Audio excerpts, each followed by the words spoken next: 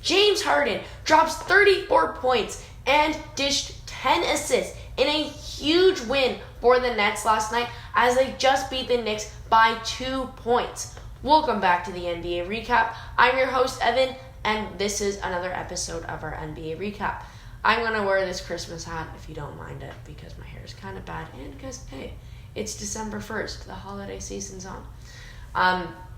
But like I was mentioning before, James Harden was phenomenal. He dropped 34 points, 10 rebounds, and 8 assists, and got 3 steals, as Kevin Durant had 27, 5, and 9 as well.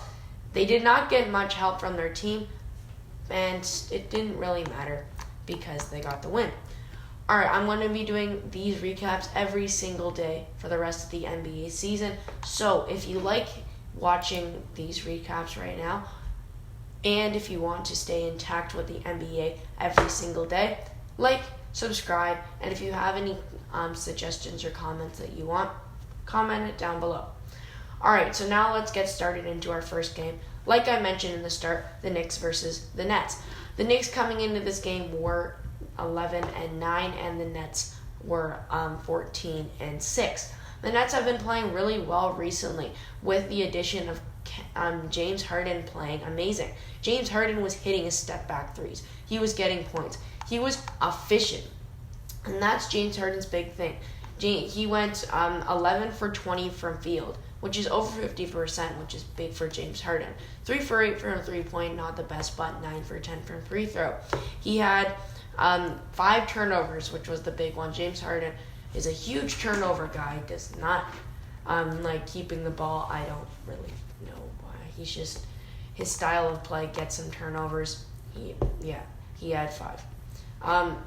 Julius Randle, though, for the Nets, 24 points on 9 rebounds and 8 assists, as well as Alec Burks, starting today, 25 points, 5 rebounds, 5 assists, and 2 steals. Evan Fournier hits a huge 3 in big time, making the game tied with 17 seconds left. Fournier with the ball, putting up a 3 for the win. No, it hits the side of the rim as the Knicks fall to the Nets in a 112-110 win for the Nets as they move to 15-6 and the Knicks move to 11-10. That's big for the Nets because they are getting wins. They are now approaching one of the best teams in the league. You still have the Suns and the Warriors, but they're in the East. They are first in the East. Second is the Bulls with a 14-8 record. And keep in mind, they don't have Kyrie Irving. Probably won't get him until maybe some restrictions go up, or if he just gets the vaccine, then that team will be scary. I don't know how good he will be if he does come back, though. But the Nets in total had a good day. The one problem, though, was their three-point percentage. They only shot 28% from 3, as James Harden committed most of the threes, and Kevin Durant went 0 for 5 from 3 and 9 for 23 from the field. He scored a lot, but his efficiency was awful. Shot under 50%, did not play a good game at all. The Nets had lower turnovers and slightly lower free throw percentage, but they got the win. They had lower rebounds, the same assists. I don't really know what was the better thing in this one. It was an extremely close game, so it wasn't one-sided blowout game to one team. No, it was actually a really close, really exciting game to watch. It just didn't go to the Knicks. I will give them props, though. They had an amazing game. In total, good game for them. Derrick Rose off the bench with 16, as well as Evan Fournier with 13. He went 3 for 8 from 3-point as well. Now we're going to head to the West, the big game of the night. It was the Warriors versus the Suns. This was an exciting one. The Suns, coming into this one, had a 16-game winning streak. 16 games, man. That's a lot.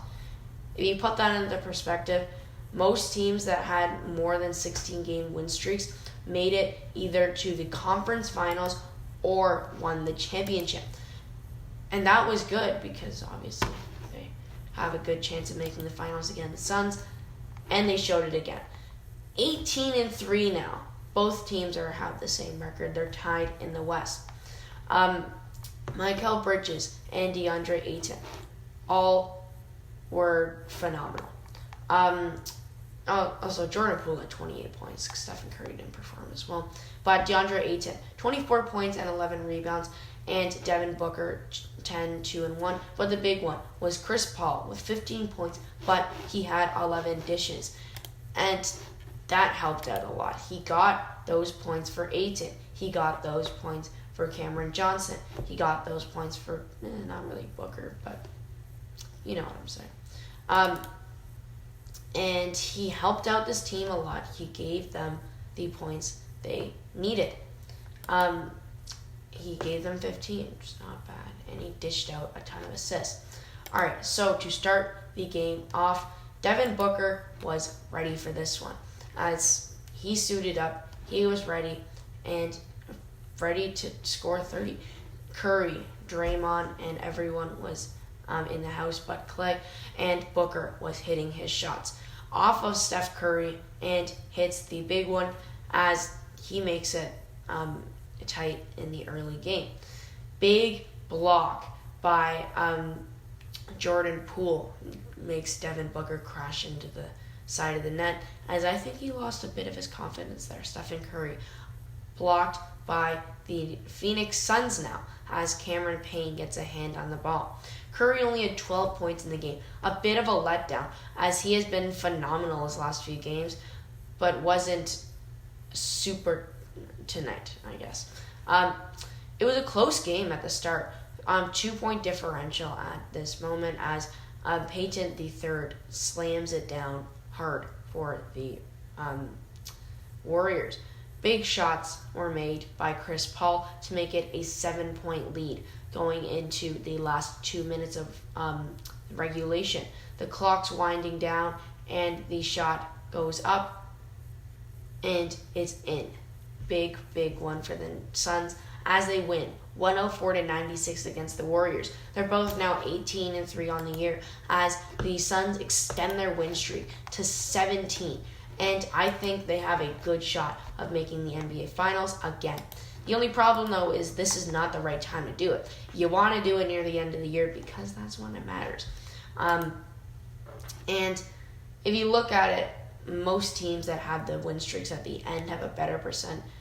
Like if you look at the Hawks last year or something, right? They turned it on at the right time and they found playoff success. Teams that do it earlier right now, the Suns, they are a good team. They've shown that, we know it, right? But is it the right time? No. If they did this at the last week of the year, or they did this in the playoffs, which is highly unlikely, but they did this like the last few weeks of the season, that would help them a lot more than the first around month of the year. Now we're going to hop back to the East. Raptors versus Grizzlies. To start it off, there's a few people introduced to start it out. The old GM for the Raptors was in the house. The guy who owns FIBA Canada. Spin move and an up and in move for Jonathan Clark. Clark had a pretty good day, 6 points, 5 rebounds, 2 assists. But the big one was Darren Payne. 23 points, 7 rebounds, and 2 assists. Jaren Jackson Jr. also at 25 and 6. The Raptors had a pretty good day from Siakam. Siakam put up 20 points, 6 rebounds, and 5 assists, as well as Scotty Barnes scoring 19 points, which is pretty good for him, as he was hitting his threes. He took 6 threes and made 3. The Raptors also were in a dry spell for a bit, as Barnes could lay it up and in with an easy one, as that's 2 of his 19 points. Barnes, Nick Nurse addressed him a few days ago, saying that he needs to take those open shots, that he can't pass up those opportunities, and that's what he's been doing a lot better now. Like you see there, Chris Boucher slamming it down on the offensive side, as Boucher, for example, was benched last game, but had 6 points and a rebound today, as well as Yuta Watanabe with 11 points and 6 rebounds, and Fred VanVleet with 15 points, 5 rebounds, and 5 assists. Scotty Barnes, inside, dunk, no. Jaren Jackson Jr. gets a hand on the ball, and that does not work for the Raptors, as Yuta Watanabe cannot get in front of Darren Bain, because he was on fire. And as the Grizzlies, also without John Morant, by the way, win 98-91, they moved to 11-10, and the Raptors moved to 9-13. As the Grizzlies actually look not bad. They have not been one of the better teams in the league, but they're showing that they could be pretty good. The Raptors are now 12th in the league, in the Eastern Conference, and the Grizzlies are 5th. Grizzlies, keep in mind, still without their star and John Morant, and get the win. The Raptors are a good team, though. If they did that against I don't know, Brooklyn Nets or something, that would have been better. But hey, it's the Raptors there. They didn't have OG Anunoby. They didn't have Gary Trent Jr., so you can't really blame them that much. Our next game, we are going back to the West. We go East, West, East. East, West, East, West. As we now go to the Lakers versus Kings game. LeBron James is out again. This guy has missed a lot of games, and he misses this one as he is still out. He's just inactive. I don't know fully what's wrong.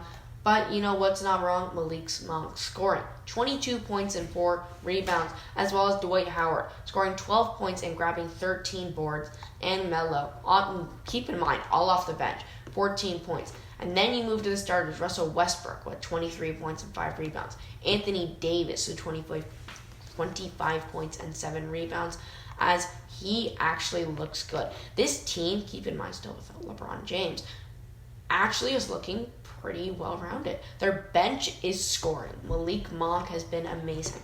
Dwight Howard's been better. And Carmelo Anthony, he's been hitting his shots. And right there, corner 3, he jams the one down there. The Lakers win 117-92 against the Kings with a De'Aaron Fox that didn't have the best day, 17 points, but Ron Holmes, 27 for himself. And Karen Meteu with 14 points and 11 rebounds. The Lakers look pretty well-rounded. They moved to 12-11, and the Kings go to 8-4. As the Lakers, 8-14 for the Kings. The Lakers look a lot better, right? Still without LeBron, they perform, honestly, I think without LeBron, they've been a bit better this year. But they look well-rounded. Obviously, the Kings aren't the best team, but they still look good. Their bench is working. They're scoring a lot of points. Actually, I don't think it's more than the starters, but it's around the same. As AD and Russell Westbrook really led this one. Wayne Ellington with 9. I don't know how DeAndre Jordan started this one. Only played 4 minutes at 0 points and 2 rebounds. Should have started Dwight Howard. They played him 35 minutes. I don't know. Malik Monk also played 33. Don't know why he didn't start for Wayne Ellington. Wayne only had 9 points for himself. And Melo for Taylor Horton-Tucker, who only scored 2 points. I don't know what they're doing. I don't know why they don't just start them, but off the bench, I guess. And now we're going to go back to the East into Detroit. It's Detroit versus Portland in a big day for Cade Cunningham. 26 points and 7 rebounds for himself, as well as Isaiah Stewart, 15 and 14, and Jeremy Grant with 14 for himself.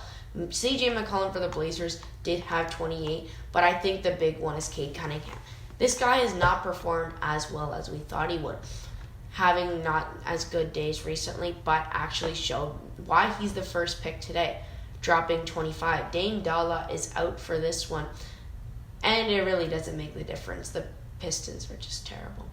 CJ McCollum, open 3, man, has been amazing this year, and he looks good today. Cade Cunningham finding the open guy and goes up and in.